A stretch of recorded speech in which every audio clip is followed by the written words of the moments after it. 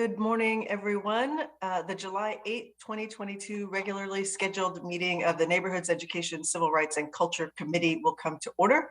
It is 9:31 a.m. I'm Tammy Morales, Chair of the committee. Will the clerk please call the roll? Councilmember Lewis. Present. Councilmember Nelson. Present. Vice Chair Sawant. Present. Chair Morales. Here. 4 present. Thank you very much. Councilmember Strauss has been excused from the meeting. If there's no objection, today's agenda will be adopted. Hearing no objection, today's agenda is adopted. I do first want to start by apologizing to my colleagues and to the public. I had intended to be in chambers for this meeting. Unfortunately, I've tested positive for COVID. So I am chairing the meeting from home. Let's move on. Today's agenda includes the second annual report of the Families Education Preschool and Promise Levy. So we have folks from Hill here to share that with us. We'll also have a discussion and possible vote on legislation to bring Seattle into compliance with federal and state service animal definitions. We will be hearing from the Department of Neighborhoods about landmark legislation on designation for 3 Seattle schools. We have an appointment and a reappointment to the Community Involvement Commission. So that is what we've got on the agenda for today. At this time, we will open the remote general public comment period. I know we've got some folks in chambers. I don't believe we have anybody signed up online. At any rate, I ask everyone please be patient as we operate this system. We're always looking for ways to fine tune the process and adding new features that allow for public participation in our council meetings. It remains a strong intent for council to have public comment regularly scheduled in our meeting agendas, but if council reserves the right to modify these public comment periods if we deem the system is being abused or is unsuitable for allowing our meetings to be conducted in an efficient manner. I'll moderate the public comment period in the following manner. This public comment period is for up to 20 minutes. Each speaker will be given 2 minutes. I'll call on 2 speakers at a time in the order registered. If you've not yet registered to speak but would like to, you can sign up before the end of this comment period going to the council's website at seattle.gov/council. Once I call the speaker's name, we will unmute if there's anybody online. You will hear a chime at 10 seconds. When you've got 10 seconds left, please wrap up your comment. If you do not wrap up your comments, we will turn off your mic so that we can move on to the next speaker. The public comment period is now open, and we will begin with the first speaker on the list. Can you please call the first speaker? First speaker is Alex Zimmerman.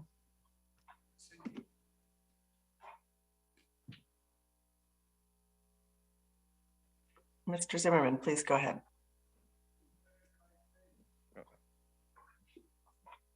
Don't show my face. Why you don't show my face? Camera working. What's going on? When you start doing this, like civilized people. Okay, no problema. No face, no face. Sie Heil, my dirty damn Nazi fascist mob bandita and psychopath. I want to speak about agenda number 2, confirming definition of service animal.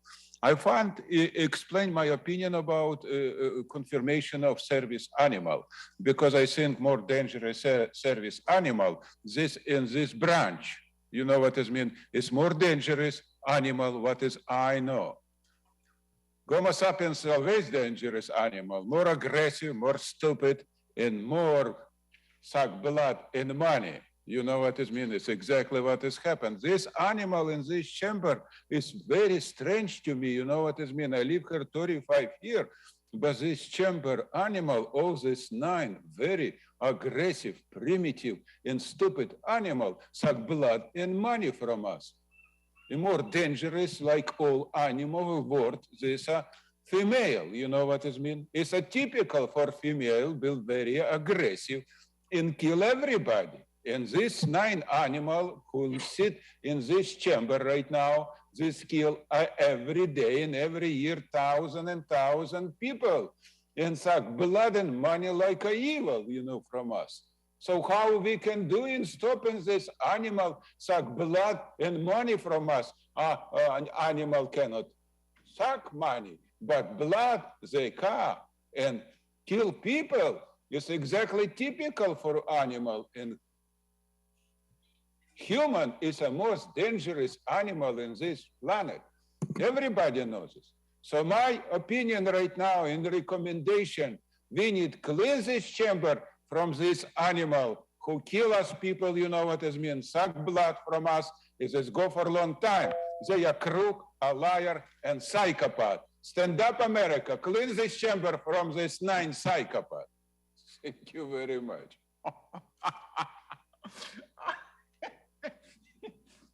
Is there another speaker, Devin?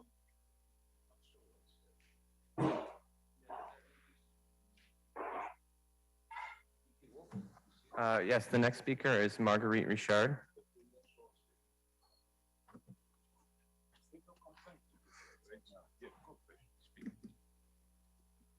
Yes, my name is Marguerite Richard, and I'm from Seattle, Washington.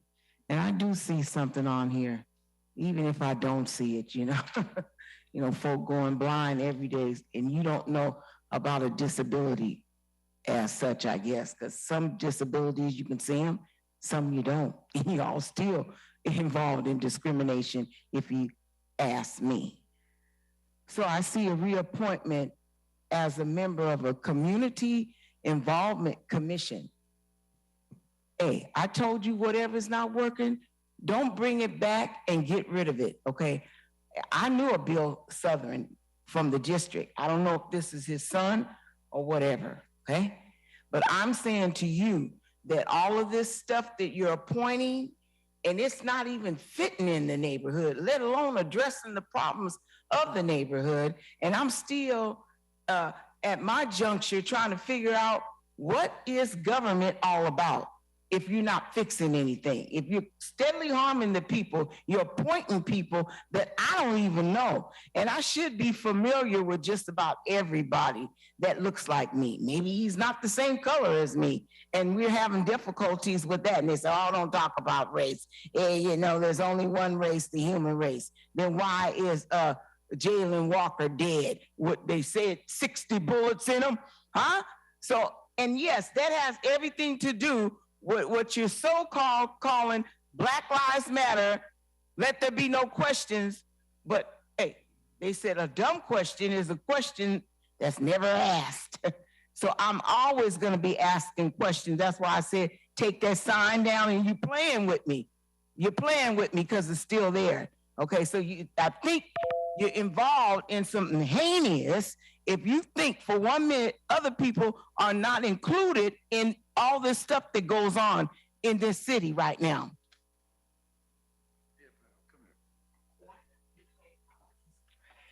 Thank you. Devin, are there any other speakers? There's nobody else on the list. Okay. Thank you. In that case, that concludes the public comment period, which is now closed. So we will move on to our agenda items. Will the clerk please read agenda item 1 into the record? Agenda item 1, second annual report of the Families Education Preschool and Promise Levy for briefing and discussion. Terrific. Thank you very much. I want to welcome Dr. Dwayne Chappelle, Director of Deal. It looks like you've got a team of folks with you here, so I will pass it to you to introduce your team here and get us started. Yes, thank you for this opportunity to be here. And who we have here, what I'll do is ask folks to introduce themselves. And what I'll do is just start with the members of the Deal team. Chris, do you mind introducing yourself, please? Good morning, Councilmember Morales and members of the committee. Chris Alejano, I'm the K-12 Post-Secondary Division Director at Deal. Leilani? Good morning, I'm Leilani De La Cruz. I'm the Early Learning Deputy Division Director for Deal. And we have, of course, some amazing partners and colleagues. Ms. Catron, do you mind speaking? Katrina, excuse me. Sure, no problem. I'm Katrina Karen. I'm the Senior Early Learning Director for Northwest Center Kids. Been actually the director at our downtown Chinook location, which is like an inclusive childcare center for kids with and without disabilities. Thank you. Dr. Scarlett? Good morning. I'm Dr. Keisha Scarlett. I'm Assistant Superintendent of Academics for Seattle Public Schools. Thank you. And we'll allow Chancellor Rosie to close us out. Thank you, Dr. Chappelle. Good morning, folks. My name's Rosie Ramondo Cherensap. I am the acting chancellor for the Seattle Colleges and also serve as the president at South Seattle College. It looks like we also have Ms. Redmond from Seattle Yes, I was Schools. just getting ready to call Ms. Redmond, and my apologies for skipping over you when Dr. Scarlett spoke. No problem at all. Good morning, everyone. I am Beverly Redmond. I am the Assistant Superintendent of Public Affairs for SPS and here to assist Dr. Scarlett as she needs me this morning. Take care. So again, those are the folks that we have here with us, our great partners. And Leilani, if you don't mind bringing the slideshow back up. And Councilmember Morales, I'll defer to you if you want me to get started or if you had anything else you would like to say. No, please, go ahead. Okay. You can go to the next slide, please. So for one, again, thank you. It is a pleasure to be here. We are always delighted to come and speak to the panel and share with you some of the amazing things that's happening in Deal. Today, we're joining you just to provide an overview of the results from year 2 of the 2020 and 2021 school year. While we will not be covering the underlying data from year 2, we have shared it with each of your offices and the report and data appendix. And please know, as always, we're always happy to answer and follow up with any questions that you send to our office. And so we're at, as you know, we're at the halfway point of the levy, finishing our 3rd year of implementation. And we just wanted to take this opportunity with our partners just to share with you some of our early reflections on the progress that we've seen. Next slide, please. So we'll talk a little, yes, thank you. So just as a reminder, in year 1, we were transitioning from both the Seattle preschool program and families and education levies, and was hit with the onset of the global pandemic that truly disrupted the education system as we knew it, right? And it shut down nearly every industry in our state. With closures, or should I say with school closures and state assessments and our preschool quality assessments were not administered. With year 2 came, or should I say when year 2 came, the most radical change in the history of education. It was also the first year of our FEP school-based and our opportunity and access investments implementation. With just the unprecedented shifts in services and the backdrop, many of the year 2 results are better viewed as a new baseline to assess against future levy results rather than just a reliable historical analysis. Next slide, please. So before commenting on the overall numbers for year 1, I want to just share with you that Deal, along with our school and community partners, we begin adapting levy work plans for a remote context in the spring of 2020. Some of the changes included just levy-funded tutors who were joining students online. We had virtual college and college tours, college campus tours. And then in addition to that, to many other adaptations, just to expanded learning and college and career readiness support. So wanted to just share a little bit of that. And then what I'll do now is just talk a little bit about year two by the numbers. So as you know, just the FEP investments primarily serve students of color. We have 77% of our students identify as BIPOC. There are 762 families were served by family support services, which was an increase of, or should I say, 88% increase over the previous year. And more than 1,500 preschool to post-secondary students participated in our Engaged Summer Learning programs just to better prepare them for the return to in-person classroom learning after just an unprecedented year of remote learning. We piloted summer extension for the Seattle Preschool program. We invested $1 million in 17 community-based organizations through a number of summer RFI for K-12 students, and really just supplementing the existing summer investments. And then we offered pre-college courses at no cost for our Promise scholars, just to help them prepare for their fall caseloads. So on the next three slides, what I'm going to do, I'll walk you through just a summary of results from early learning through post-secondary. And I just want you to know, as expected, the results from the 2020 to 2021 school year really just reflect the myriad of challenges schools, our students, and families face during the just during a mostly remote year with multiple distractions to learning, and it really impeded our progress towards educational equity. Okay, next slide, please.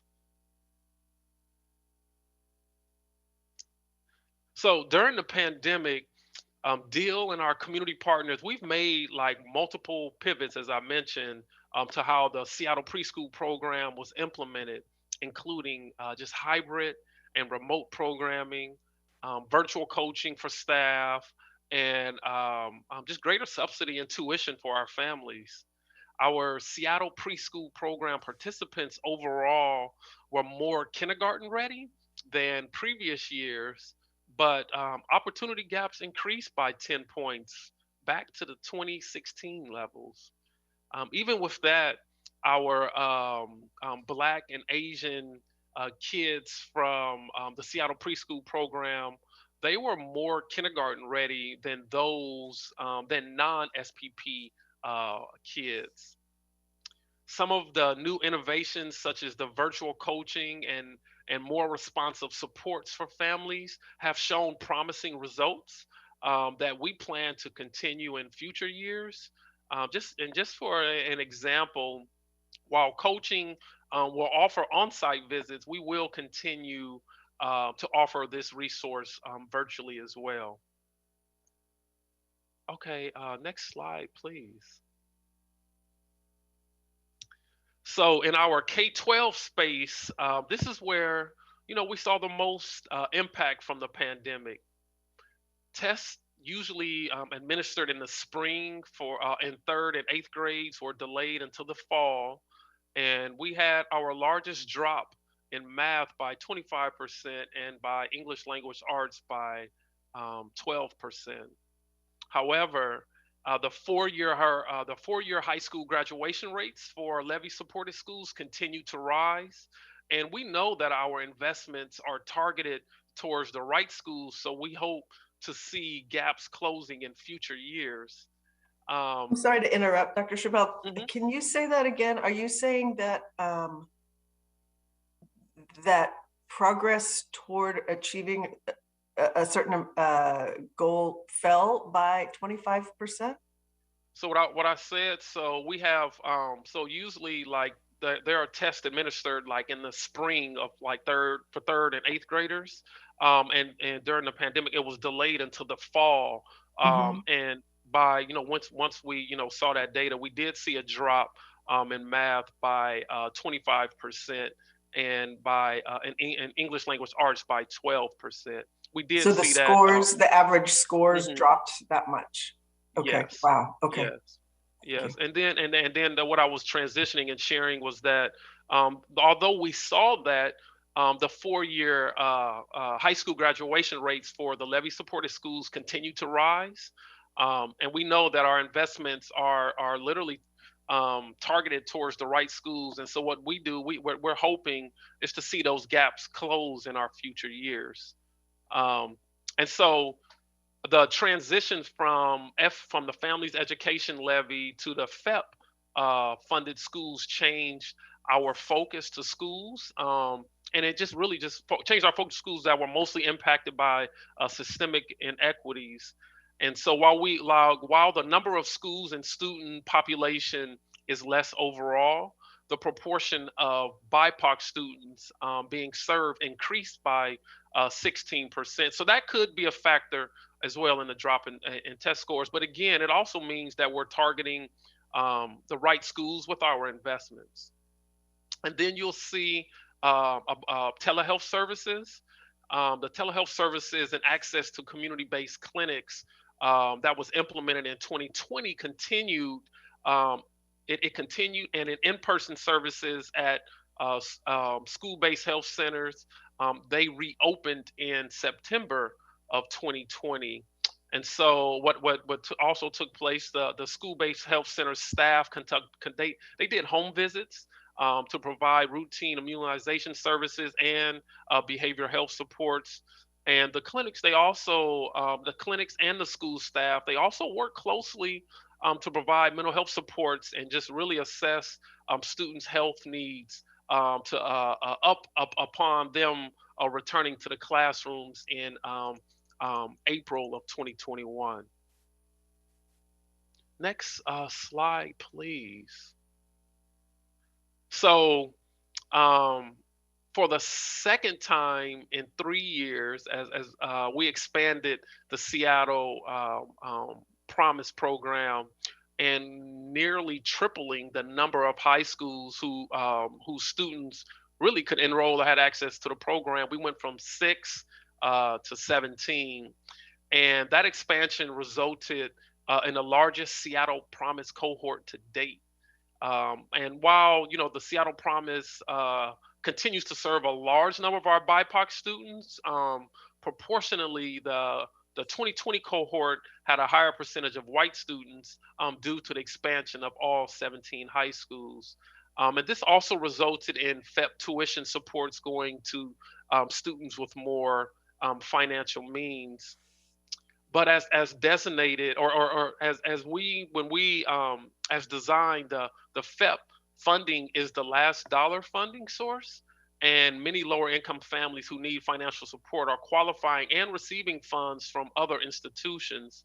But however, it didn't cover the true cost of college, and it leaves a gap in resources that are also compounded by COVID-19.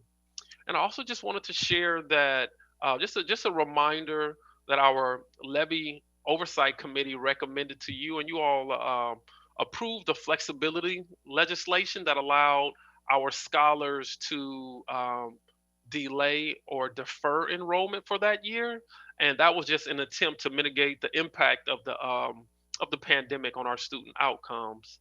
And I want to close by saying, just despite those challenges, the 2018 Promise cohort completion rate surpassed the national average. So next slide, please. So now what we'll do is this brings us, and you go to the next slide. This really brings us to our year 3 reflections. And again, just first and foremost, we're finally back in the classroom despite those challenges, and it was huge. We have our amazing partners who I introduced or who introduced themselves a moment ago. They're here just to share with you some of the triumphs and challenges that they've experienced. And I want you to know that we expect to receive our year 3 data on academic progress in October. And I hope to be back to you with that presentation sometime early next year. Next slide, please. And so, thank you. what I would like to do at this time is just hand this off to my amazing staff and our outstanding partners who have been in the field, helping us to navigate these uncharted territories throughout the pandemic. So if you would, Leilani, do you mind taking down the slides? And Leilani, I'll allow, not would ask for you to speak next. If I could interrupt for just a moment, I do want to acknowledge Councilmember Peterson has joined us. Good morning, Councilmember. He worked hard on the Seattle school work, so wanted to come and participate. Thank you for being here. And I just want to clarify, there is a second presentation that we will also go through, the second year annual report. Is that correct? Say no. So this is actually the last slide right here. This is what well, that was it right there. What I'll say is that once we get the data for our year 3 in October, we'll come back in early of next year to present and share that with you all. Okay, my apologies. I have another presentation that's 46 slides long, so I wanted to make sure that I was on the right track here. Okay. We aren't going through that presentation as well, is that correct? No. Okay. So please go ahead. I've got a few questions and then we'll open it up to colleagues once you're done, but please continue. All right, Leilani, do you mind sharing some Sure. reflection? Yep. So I wanted to share with you today some reflections on how year 3 went, which is the 21-22 school year that we just wrapped up. So in contrast to year 2, the 2021 school year, we were able to prioritize in-person programming across the board, including all of our preschool programs. I do want to take a moment to acknowledge that some of our preschool providers, including our guest speaker today, remained open during the pandemic and did their best to accommodate students and families, even though we were allowing for remote and hybrid options. So I always try to take time to acknowledge that and thank them for doing that. But we were able in the 21-22 school year to ensure that all students were able to receive in-person programming. With in-person programming came some challenges, as you can imagine. And the significant challenges included what we termed rolling closures due to COVID exposure, as well as staffing impacts. We saw an increase in overall educator staff mental health issues, as well as just general burnout. In some cases, staff simply left the field and did not come back. So these kind of staffing challenges were challenging to navigate during the school year, and they do continue to persist even today. But there's also reason to celebrate. Our overall preschool enrollment for the 21-22 school year has increased to near pre-pandemic levels, signaling to us that families and students were ready to come back to school. And also because we prioritized in-person programming, we were able to collect child level assessments for the first time in 2 years, which will truly help us understand the overall impact that COVID has had on our children as we emerge from the pandemic. So that's a synopsis of year 3, the 21-22 school year. And I would like to now turn it over to Katrina Karen, who is the Senior Early Learning Director of Northwest Center Kids, in particular in the Chinook building. She can speak eloquently to the experience of providers on the ground. Notably, Northwest Center Kids is one of our Seattle preschool program providers, as well as one of our child care assistance program providers. So Katrina, if you're ready, I'll go ahead and turn it over to you. I am, and thank you again for having me. I'm really excited to speak. So yeah, I was managing our center that's downtown right on 5th Avenue in the Chinook building. So I want to talk about the celebrations, which were, we've been in person. That's kind of been amazing. Deal did a summer extension of our contracts, which was fantastic. It allowed us to serve families through the program throughout the summer. Specifically for us, we are a year-round program anyway, but this allowed really our CCAP families to continue to get very reduced tuition, which was awesome. We stayed full and we're full again this summer too. We got ongoing contract support and flexibility from Deal. So like extra payments, understanding of staffing shortages, adjusting of expectations and deadlines, which was fantastic.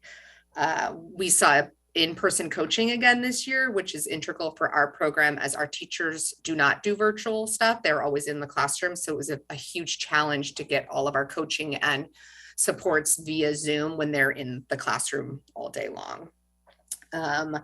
We also were able to continue providing like in-person services specifically for kids with disabilities. About 40% of our children in each of our preschool classrooms have a disability, many of them with IEPs. So that was really great. This year, we also saw health screenings happen again, which I personally, my child was in our classroom here and I was able to find out he had a significant hearing loss because of the early health screenings where he would have got screened a little later. So that was kind of something personal to me to make sure we were doing. As Leilani said, the challenges were really tough. We still struggle with burnout, mental health, issues with staff and children and families. We continue to have staffing challenges. COVID is still real. Like we had 2 more cases reported last night. So it's still very much top of mind. We've also seen some, with inflation, some very significant cost increases and having to raise salaries to not only compete in the market, but to also pay our teachers more for what they're worth. And then being downtown, we've had significant safety concerns. So we have had families, staff, we've had assaults, we've had scary situations, and it's been significantly better this year, but it still persists as a common issue in downtown. But overall, again, it's been an amazing partnership with Deal, and we're really proud. Again, we're proud we've been full this whole time too, and been able to continue to serve kids and families. Thank you.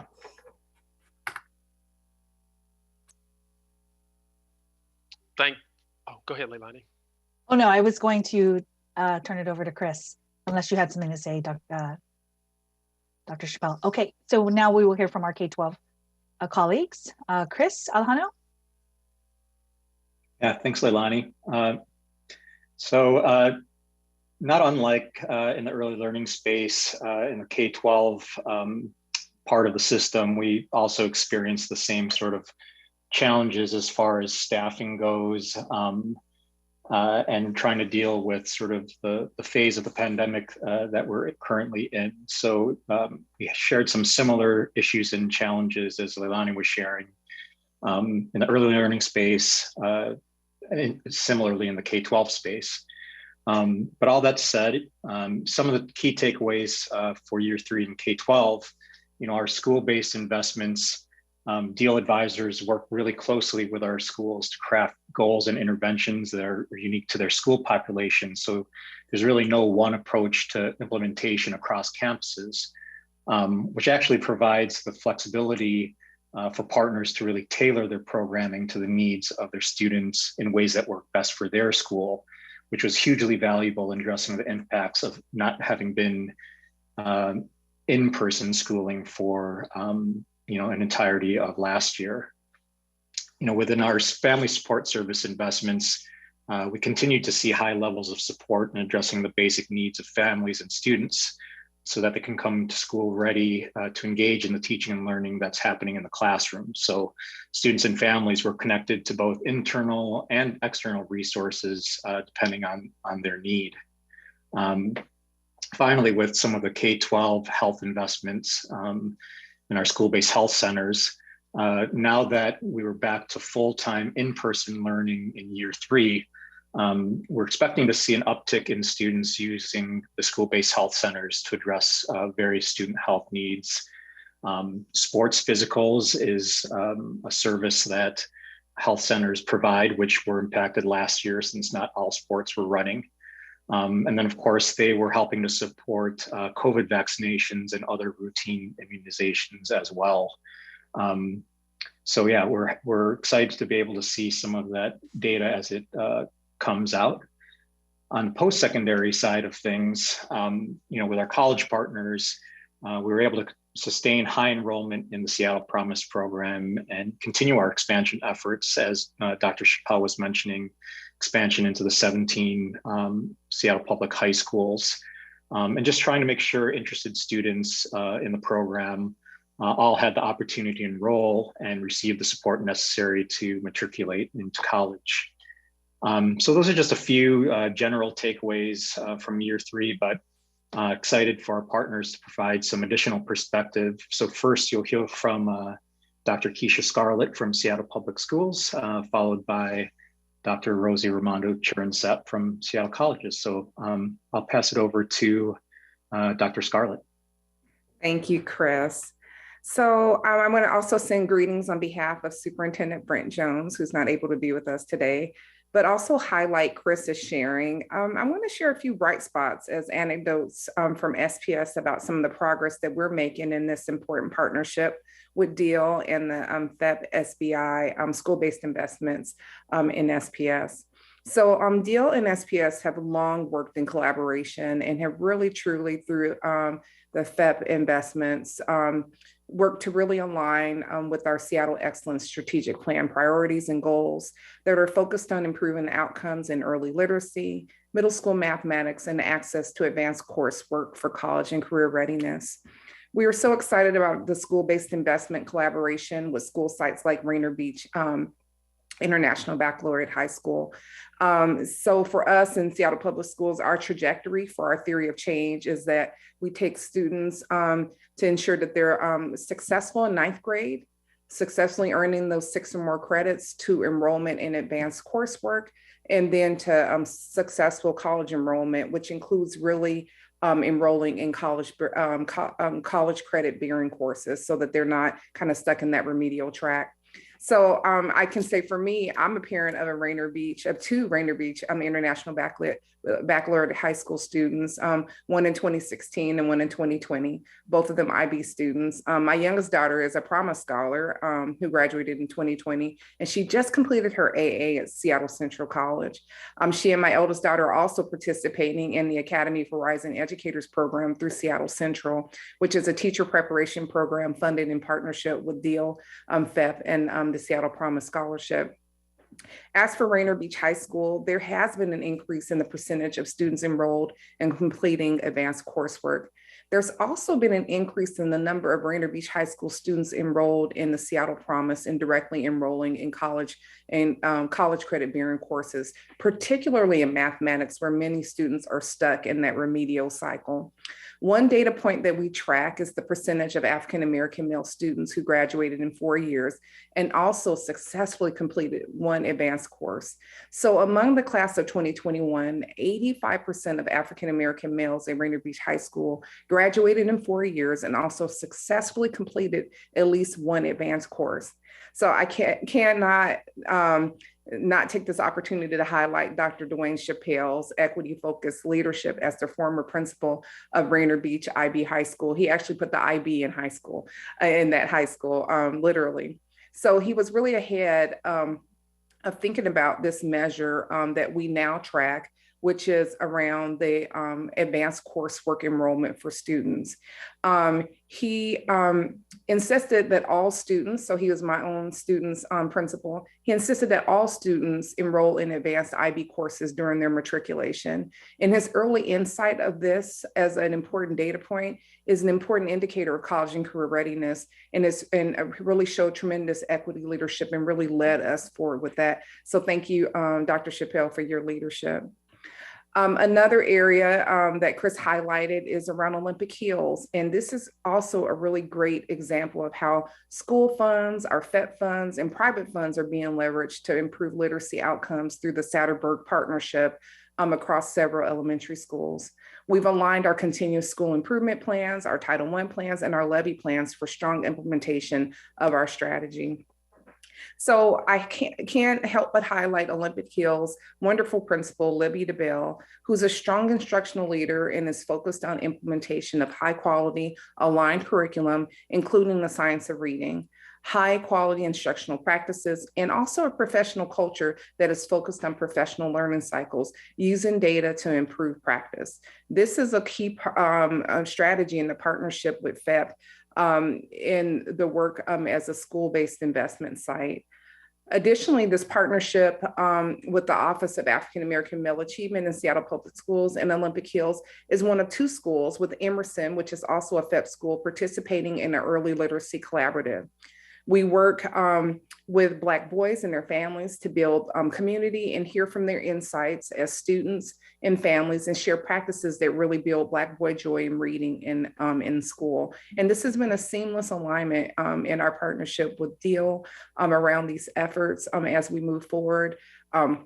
We continue to work to align our data practices. Dr. Fajardo and Dr. Eric Anderson in Seattle Public Schools working on data sharing agreements in a variety of different areas to ensure that there's a seamless implementation focused on equitable outcomes for our students.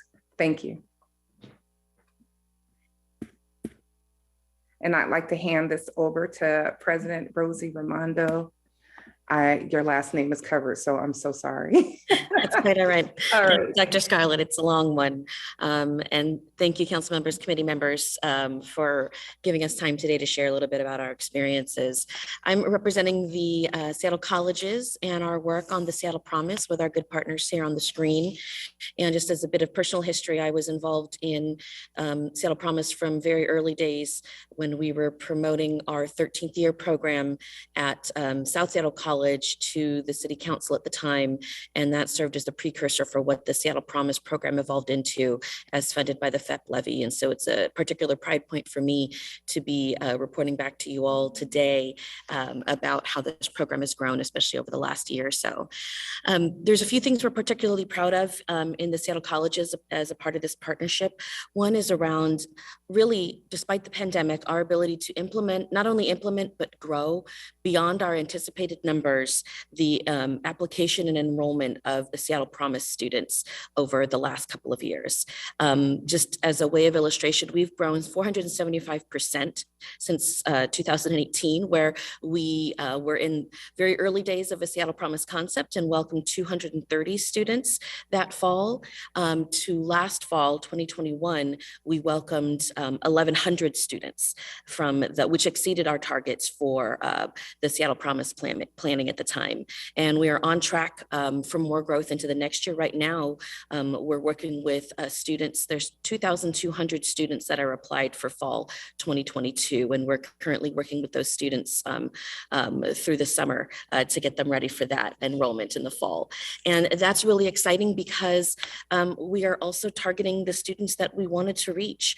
Our levels of students of color they exceed that of the populations of the schools where they're coming from. And so as an example, we're at 62% students of color that entered in fall 2020. And this recent year, as a result of some of the ways we've strengthened our retention and adjusted our outreach strategies, we're seeing 67% students of color, an increase there that are coming from the Seattle Public Schools. And the numbers, when we look at it by school building, do exceed the numbers of BIPOC students, the proportion of BIPOC students that are served in those schools. And so really on a hyper-local level, building by building, we are reaching who we've been wanting to reach through this large citywide program in reaching communities of color and those who are furthest from access to higher ed as well.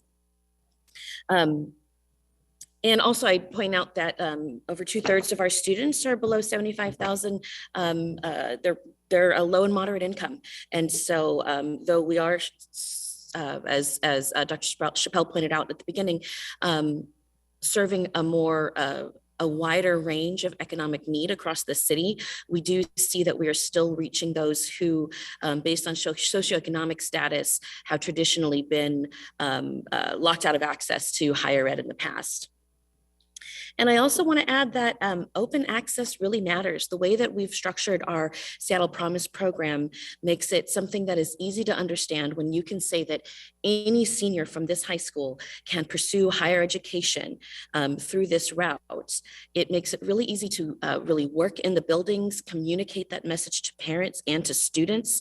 And that has really helped our staff who work in partnership with the building staff to reach students through the years. And so some of the things that I'll add about our colleagues have been talking about the pandemic as essentially a stress test of our systems.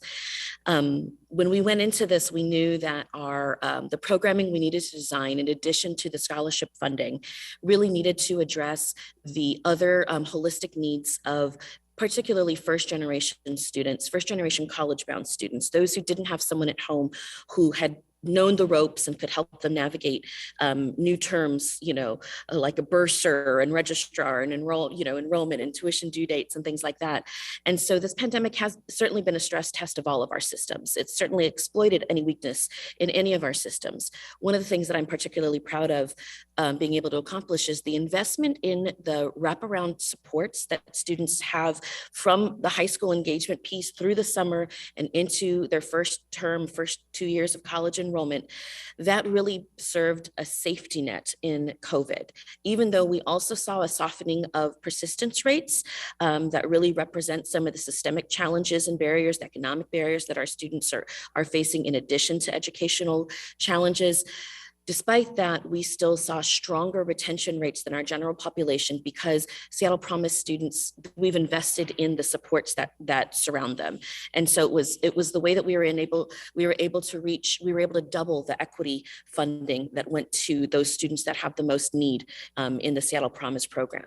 Those individual support staff were able to better case manage and support their groups of students as they were facing and navigating the challenges that the pandemic presented. And so I think those are some really strong pride points that point to the intentionality of our design, the investment in the support services around the scholarship opportunity really have mattered during this pandemic stress test, if you will.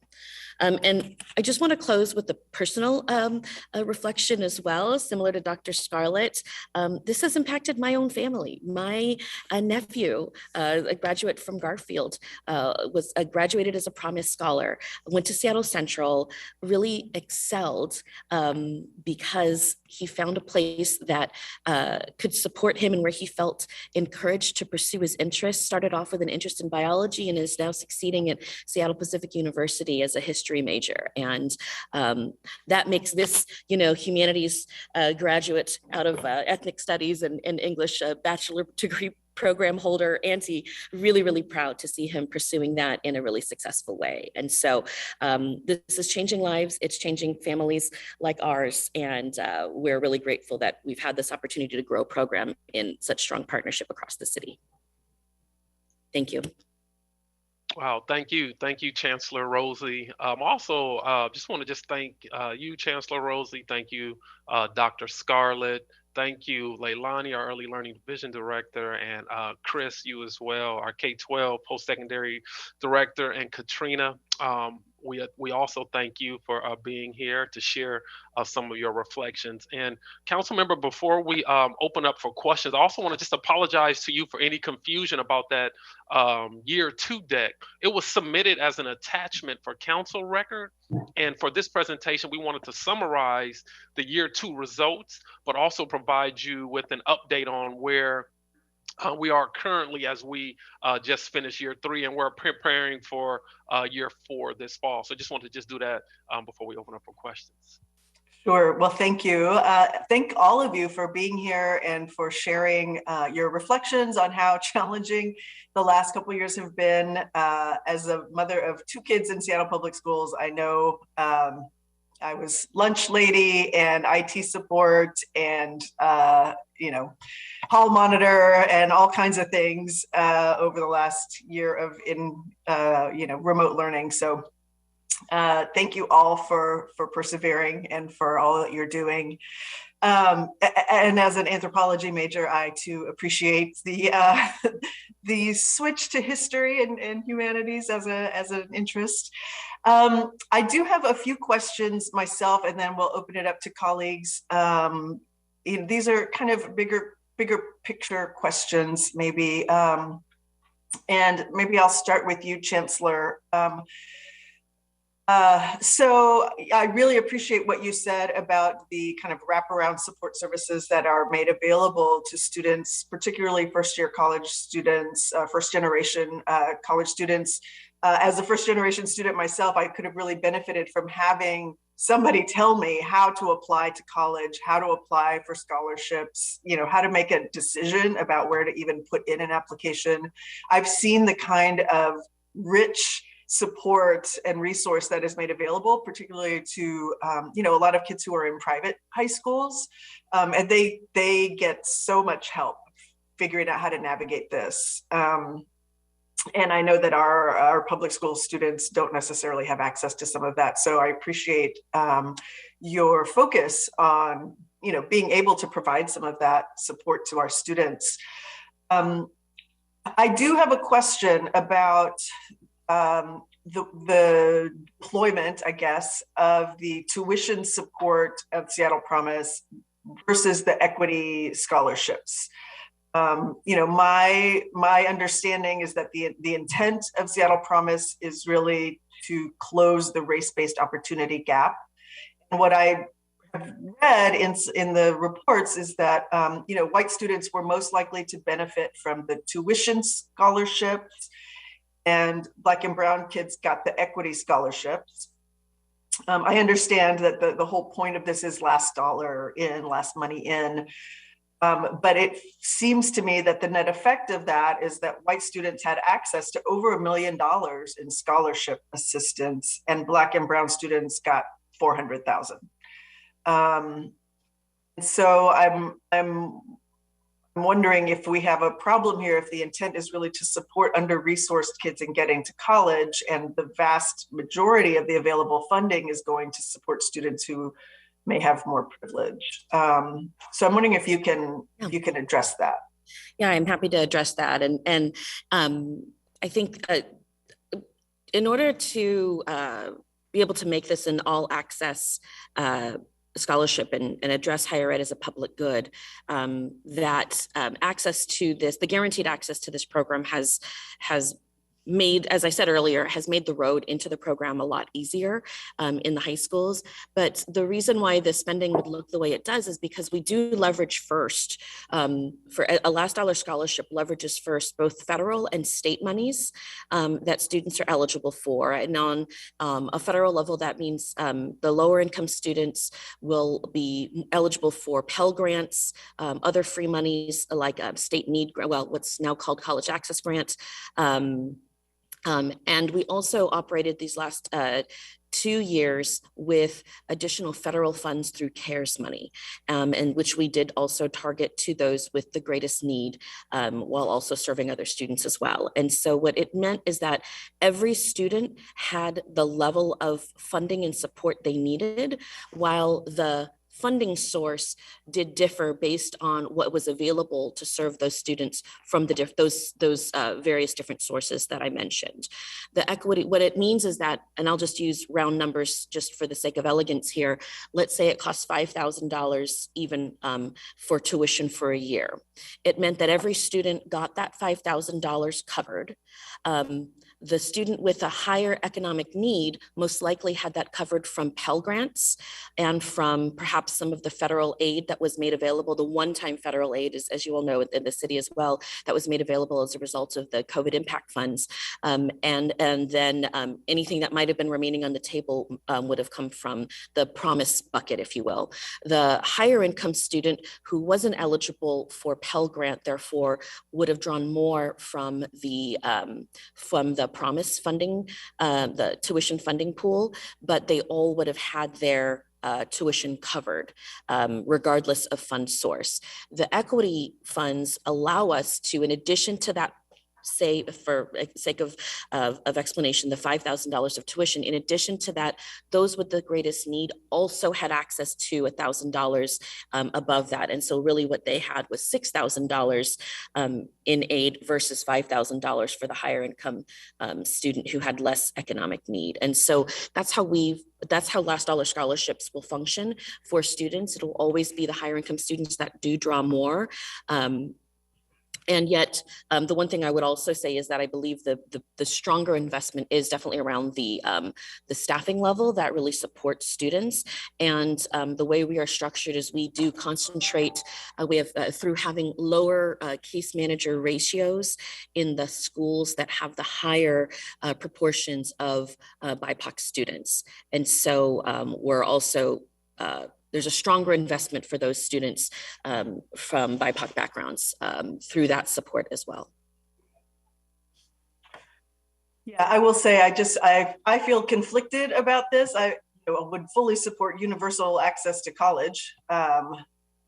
That's not really the crux of the matter, but I think, when we're talking about taxpayer dollars and the intent here really being to try to reduce opportunity gaps. I don't know, I guess I would be interested to have a conversation about, maybe expanding access to more students of color rather than using the money to provide access to higher income families anyway, but that's perhaps a conversation for later. Okay, I did have a couple of questions also about the Seattle preschool program, and I'm wondering if maybe Councilmember Peterson has some questions too. I wonder if somebody could first just talk to me a little bit about the link between third grade reading. I know one of the goals of Seattle Public Schools is to increase the number of kids who are reading at a third grade level by third grade. And a key to that goal is kindergarten readiness. So if somebody could talk to me a little bit about that relationship and how those two things are connected, I would appreciate it. Sure, I can start, and Katrina, if you want to jump in, feel free. It really comes down to, in the early years, part of kindergarten readiness is building that cognitive frame, the cognitive piece of the brain for children, so that they can learn to read. Because by third grade, the first few years is all about learning to read, and by third grade, you're reading to learn. And so we spend a lot of time in the early learning years focusing on how we can contribute to the ongoing social, emotional, and cognitive development of children, so that by the time they get to kindergarten, it's just, easy peasy for them to pick things up, including reading. Do you want to add anything to that, Katrina? I would just really stress that social emotional piece, and that's why in-person early learning is so vital to children, and that they're learning that people have different perspectives than them, that people have different abilities than them, that someone learns, people learn differently. It's, kids don't develop empathy till a little bit later, but these kind of core things will allow you then to be successful in a more structured classroom if you kind of know, okay, this is when I do this, giving space for friends to have opinions and all that. So I feel like all of these core baseline skills set you up for much more than just reading, but I'd say that's the key piece. So thank you for that. My understanding is that in Washington State, almost half of kids enter kindergarten behind in terms of kindergarten readiness or learning readiness for some of those things that you've mentioned, Katrina, social, emotional, cognitive literacy. And so I'm wondering if anybody happens to have an understanding of what percentage of Seattle kids are or are not kindergarten ready. And if you can talk a little bit about what role the Seattle preschool program plays in helping to increase readiness for kindergarten. Yes, we do have some data, and we can get our, I don't have it off the top of my head today. We can certainly get that to you, Councilmember Morales, so that it's more accurate. I would say that early learning preschool, high quality early learning and preschool in general is a key contributor to kindergarten readiness, because we really do focus on those elements that get students ready. A high quality curriculum, a 6-hour day to get them ready for a full day of kindergarten, being able to be around peers, and being in a structured environment. What does it mean to interact with adults who are teaching you? So preschool really is sort of like, it's we're acculturating them to the classroom environment in a different way, if you will. So it's more than just, even though we pride ourselves in developmentally appropriate practice and play-based practice, it is truly about like getting them ready to be in school, if that makes any sense. Katrina, anything else you would add? No, I think that was great. I think like you can, again, as a parent, I can only teach my child so many things, and I feel like he would not have been ready for kindergarten if he hadn't attended the program here. But like being in a print-rich environment where he's being even read to, where he can look at books, where our downtown location, pre-COVID, we would take the kids to the library. So all these kind of experiences, specifically like help with reading, but like, we assess them on all domains. So it helps with even like fine motor skills and gross motor skills, and just general knowing what to do and when, which again, it gets you in there kind of going, oh, okay, this is when I sit in circles so that I can hear the story, versus it's, this is when I have lunch. Even just really simple schedule pieces of a structure helps them enter kindergarten. That's great. Thank you. Thank you both very much. Okay, colleagues, are there any questions for our panel here? No questions. Okay. I don't see any. So I want to thank all of you. There's a lot of information over the entire school calendar. So I appreciate you bringing this to us. I look forward to subsequent reports on the investments. And I know the Levy Oversight Committee is in the midst of some conversations about how we will proceed with future investments. So I want to thank all of you again for being here, and hope you have a great day. Yes, thank you. Thank you again. And thank you again, partners. Thank you. Yep. Very good. Okay. Let's see. Devin, will you please read agenda item 2 into the record? Agenda item 2. Council Bill 120335, an ordinance relating to service animals, conforming the definition of service animal to federal and state law, establishing a uniform definition for service animal by removing similar terms and including the definition in the Parks Code, making technical corrections, and amending sections 6.310.465, 9.25, 0.023, 9.25.082, 11.40.180, 14.04.030, 14.06.020, 14.06.030, 14.08.015, 14.08.020, 14.08.045, 14.08.070, 14.08.190, 18.12.030, and 18.12.080 of the Seattle Municipal Code for briefing, discussion, and possible vote. Thank you, Devin. And next time I will be sure to ask you to read the short version of the title.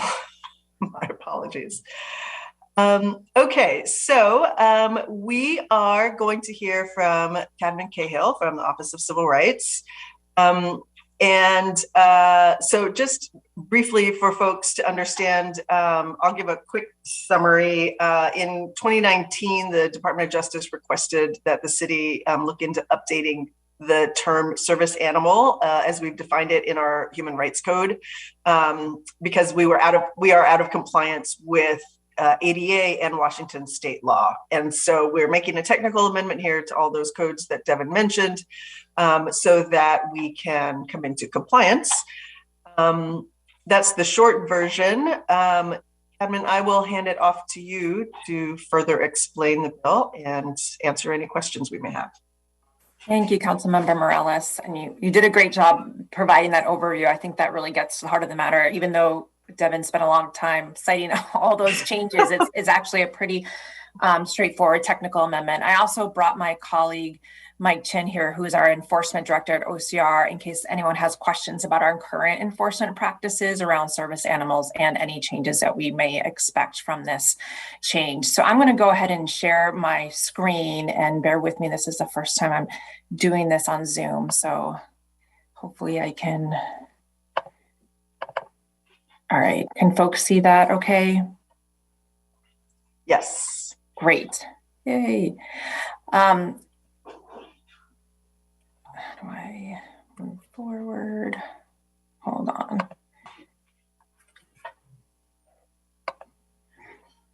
So as you shared, Council Member, in 2019, the DOJ approached us based on a complaint that they received from a community member who was out on a beach with their guide dog, and expressed concerns that our current municipal code was not updated to include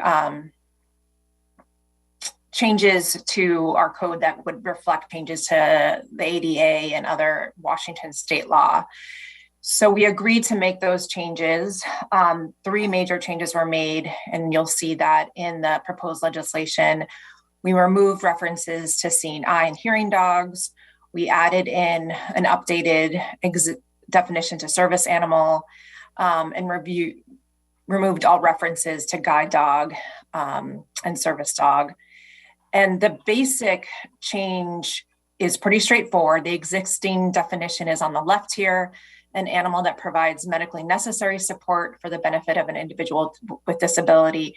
And the proposed definition really just adds a clause that an animal that does work for, performs tasks for, or provides medically necessary support for the benefit of an individual with a disability. We had been interpreting our service animal definition very broadly, so I don't think this will actually result in that much change to how the law is applied, but it does make it clear that we are inclusive and that our definition is consistent with state law and federal law. So I think that's it. So at this point, I can answer any questions. And again, Mike Chin is here to answer any enforcement questions related to how it has been enforced or how we perceive this change may impact folks who may file civil rights complaints. Great, thank you so much, Cadman. Colleagues, are there any questions for Cadman or Michael about what we are trying to do here? No, don't see any. Okay, so it's pretty straightforward. I think the one thing I do want to point out is that in part of the legislation, it says it shall be unlawful for the operator of any vehicle to drive into or upon any crosswalk, while there is such a crosswalk, such pedestrian or wheelchair users crossing or attempting to cross the roadway. I just want to be really clear that it is already illegal to enter a crosswalk if there's a pedestrian in it, regardless of whether or not the person has a disability. I believe this language is really being added as sort of additional protection for folks who have a disability. And the other thing I just want to say is should be abundantly clear that pedestrians in every intersection, whether or not it has a marked crosswalk, are also protected by the law. It is unlawful to drive into an intersection if there's a pedestrian in it. So I was struck by the fact that that language was included.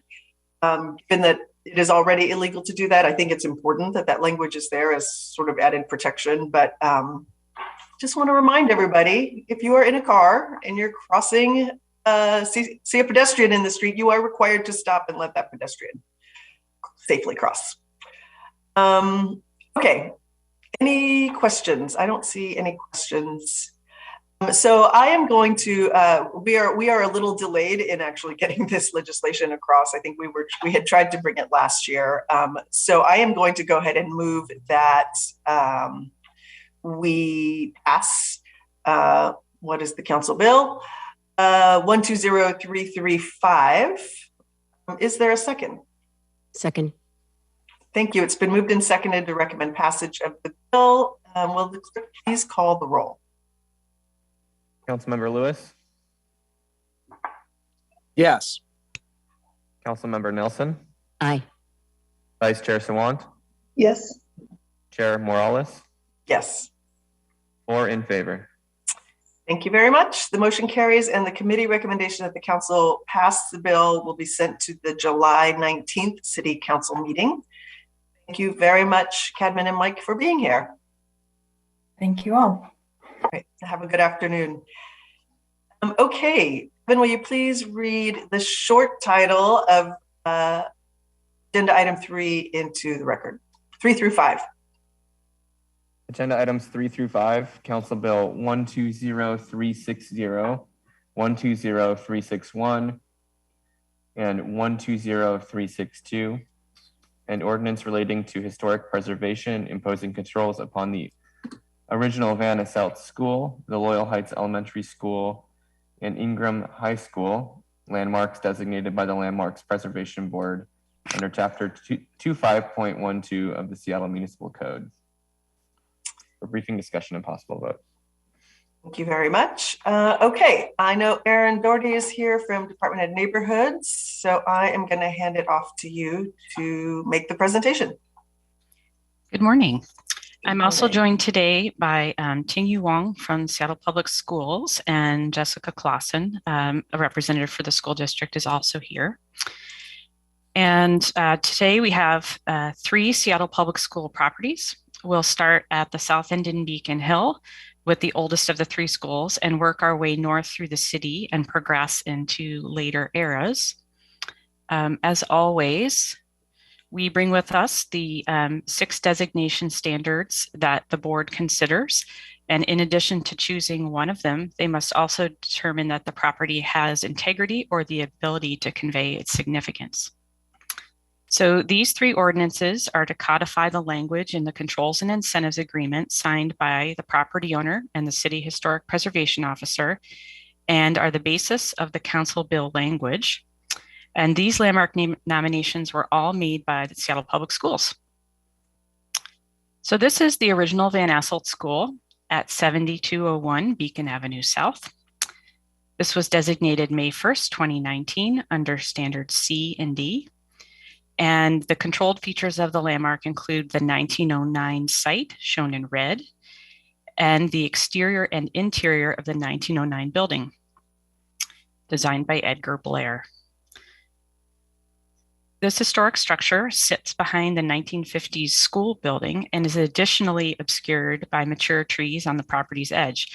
However, it is easily viewed when you enter the south end of the property, similar to how you would approach the school building in 1909.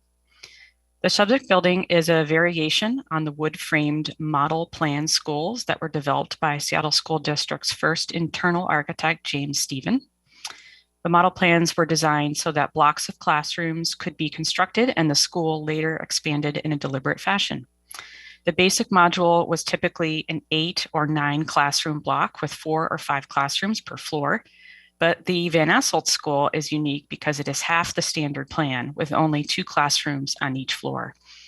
And it's unusual because you look at the front of the building, you expect the school building to be square in plan like many others of that era, but in fact, it's really quite shallow floor plan that you can see. It's sort of skinny building.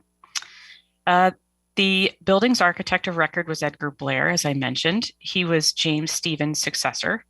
And Blair worked as the district architect for 9 years and is credited with more than 30 school buildings and major additions. His body of work at Seattle School District includes 8 landmarks, among them Franklin High School, West Seattle High School, McGillivray Elementary, and Cooper Elementary. The 1909 school building was expanded in 1940, adding 2 classrooms and offices and indoor plumbing. But even with the addition of portable structures, there were tremendous overcrowding when the nearby Holly Park housing development was completed in 1942. So the Van Asselt School campus was expanded in 1950 with the construction of the 1-story brick school building designed by Jones and Binden. And just as a reminder, that's what you see along Beacon Avenue South. It's kind of the more dominant building on the site. And the 50s building and the remainder of the site was not designated by the board.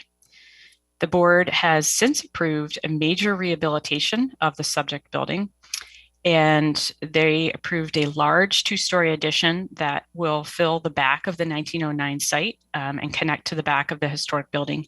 And then it also wraps, a whole classroom wing wraps along the south side out towards the street. And shall I pause for questions, or would you like me to move to the next property? Are there questions, colleagues, about this? Yes, I have a question. Yes, please go ahead. So if the designation was, I guess, in 2019, it's been several years. So what usually happens with designations if repairs or expansions or, I don't know, changes are needed in between the intervening time and now? Sure. So when a property is nominated, there are controls that are in place at that time.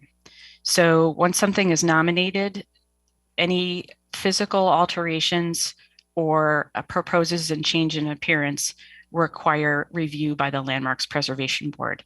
So the absence of a controls and incentives agreement or ordinance does not prevent people from going through the review process. That's still available to them. What happens with the controls and incentives agreement is that it gives the property owner more flexibility for the types of things that can be excluded from review by the board, or that can be done through an application process with the staff, as opposed to going to public meetings with the Architectural Review Committee and the full board. So once the agreement is complete, there's just more flexibility for everyone involved. And so we always endeavor to start that negotiation immediately. And sometimes it just takes additional time. And sometimes that is just the property owner needing time to communicate with us, and we go through drafts. But no one's prevented from doing the work they need to do. There's just different review processes in the interim. And it's my understanding that property owners are not consulted or don't have to agree to being a landmark, right? I mean, some cities, I believe Portland does require that. So they have to go through additional processes. So to do what they need to do to accommodate, in this case, population growth. Well, I'll try to answer repairs or whatever. I'll try to answer the first question. You're correct that in Seattle, a nomination can be made by any party, and the owner doesn't need to consent to that. We, as the staff, do our best to work with the property owner through that process. And then if the property does in fact get designated, we do our best to come up with a controls and incentives agreement that suits their needs. So that's part of our job. Okay, thank you. Thank you, Erin. Okay, let's go on to the next school. Thank you. Okay, so this is Loyal Heights Elementary School. This is 2501 Northwest 80th Street. It was designated March 18th, 2015 under standards C, D, and F. The controlled features include the site and the exterior of the 1932 building and 1946 addition. And you can see here the 1932 building and the 46 addition is at the southwest corner. portions of the interior of the school were also designated, and those have to do with the major spaces, not the ancillary spaces in the building. The architect was Floyd Naramore, and his firm Naramore and Brady built the 1946 edition as well. So Loyal Heights Elementary School is a modest Georgian Revival two-story school. Originally, it did not have a single main entry like most Seattle school buildings, but rather two separate entries, one for girls and one for boys on either side of what was called the cafetorium space here in the middle. So one entry on this side and one on the opposite side. The cafeteria / auditorium is now the school's library. And the children's outdoor play courts were also separated by gender.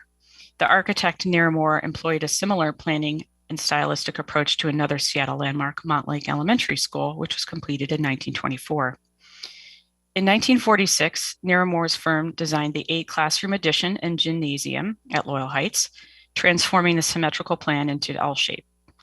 The new wing along the east side of the property featured a curved projecting bay that was used as a reading area for the kindergarten room and was a unique feature to the school. That expressed volume is still visible and now adjacent to the school's main entrance and occupied by the school office and reception area. In 2018, the school was more than doubled in size, and the overall orientation changed to enter from the east side of the property rather than from the north. So now you enter the property here, and this is an older site plan, what it looked like when it was designated, but now there is a major addition that fills the majority of the site here, and there's a small courtyard that's left in between. And then the green sort of park and outdoor play area was preserved. Floyd Naramore, the architect of the subject property, was the third and last major Seattle School District internal architect. He is credited with designing 20 major Seattle school buildings, of which 13 are landmarks, including the Roosevelt, Cleveland, and Garfield high schools. And I'll pause if you have questions about this property. I don't see any questions, so please go ahead. Great. Lastly, I am going in the wrong direction. I apologize. Lastly, we have Ingraham High School at 1819 North 135th Street. This was designated by the board on October 4th, 2017 under Standard D. The features of the landmark include the exterior of the gymnasium building, which is here, as well as the exterior of the auditorium and the associated lobby and foyer. So it was built in 1959.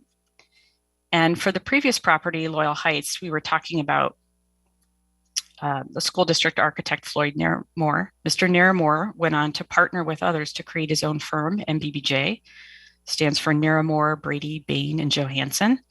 And that firm still exists today. When the Landmarks Board considered this property, they were struck by the unique structural forms and ingenuity of the thin shell concrete construction employed in the roof forms of the auditorium. You can see here, using the hyperbolic paraboloid shape, which is basically a complex curve or a saddle shape. So it curves both in this direction and then in the other direction. And then the gymnasium building uses thin-shelled barrel vault concrete construction.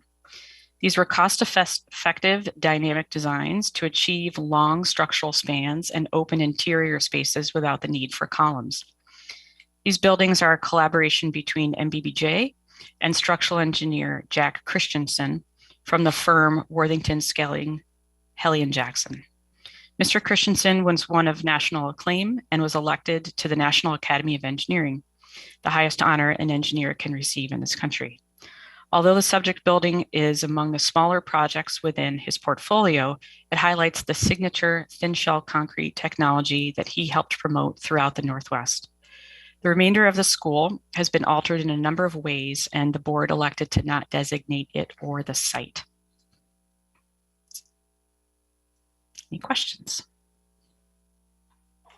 Thank you so much, Erin. I know when we met earlier this week and had a little bit more in-depth conversation, we were remarking, you shared with us that MBBJ really was part of several schools in the area, designing several schools in the area, which is incredible for us given the international stature of the firm. So thank you. I did not know that schools were built with separate entrances for boys and girls. Only some of them. So great. Do colleagues have any questions for Erin about these? I don't see any questions. So thank you for the presentation. Colleagues, I am going to, let me get back to my script. I will move that the committee recommends passage of these three bills, Council Bill 120, 360, 361, and 362. Is there a second? Second. Thank you. It's been moved and seconded. Evan, will you please call the roll? Councilmember Lewis, Yes. Councilmember Nelson, Aye. Vice Chair Sawant, Yes. Chair Morales, Yes. 4 in favor. Thank you. The motion carries, and the committee recommendation that council approve the legislation will be sent to the July 19th City Council meeting. Okay, thank you so much, Erin. To see you again. We've got two more items. Devin, will you please read items 6 and 7 into the record?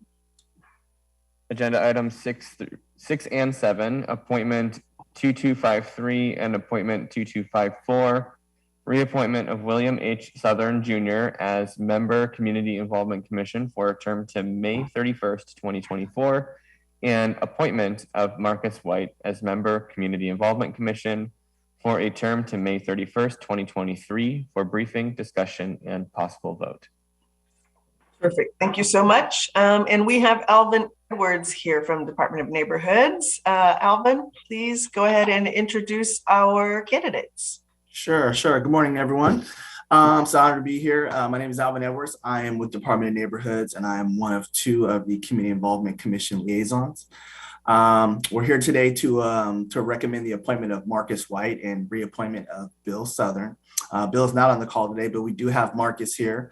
So I'll kind of give a couple of highlights for Marcus and Bill, and then I'll pass it on to Marcus to kind of talk about anything else he would like to highlight about himself. So Marcus is a commission appointee. He comes highly recommended by current and former commissioners. He has shown interest in being on the commission for years, but due to delays with COVID and other things in the appointment process, he has not officially been on the commission. He has also shown dedication to the commission and communities in Seattle without an official title. And then Marcus brings a young perspective and has shown interest in taking on a leadership role in the commission. And with that, I will pass it on to Marcus to say a couple things about himself. Hello, everyone. I'm Marcus. I just want to start off by saying I want to give honor to all the council members and all the people that are on the call today. The reason I want to join this commission is just to help the city. I'm 28 years old and I'm from Atlanta. I just feel like Alvin said, I can bring a fresh eyes and fresh perspective to the problems that are in the city. There's a lot of pernicious problems going on. And also too, I want to speak to the second person who gave a public comment today. Is just, if you have any problems, we would like and just formally or cordially invite you, if you'd like to come to our July 18th meeting, we would like to actually try to work out this problem that you may have with us respectfully. We want to be responsive to any problems that come up. I was a part of the former administration informally, and the pandemic kind of served as a watershed moment.